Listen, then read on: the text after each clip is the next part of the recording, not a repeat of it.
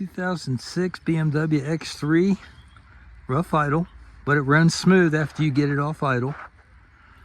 And a clanging sound. It sounds like the engine's got a piece that's flying around and hitting something.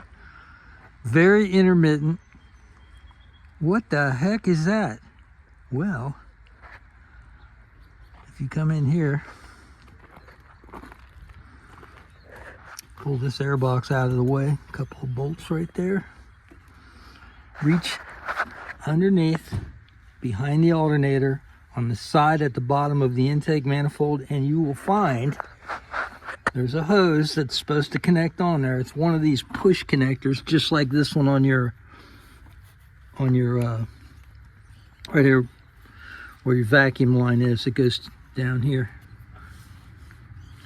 So anyway, it's straight down here behind the alternator on the bottom of the intake manifold. It's not this one that's connected right up under here that goes to here. It's not that one. It's down on the bottom of the intake manifold.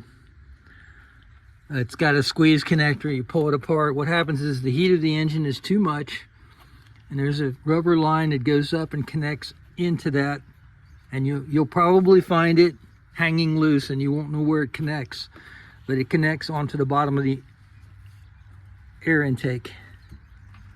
The clanging sound, that was an explosion that was occurring intermittently in the motor. All it was a backfire inside the intake. It sounded really loud, sounded metallic. It's completely gone now. That was it.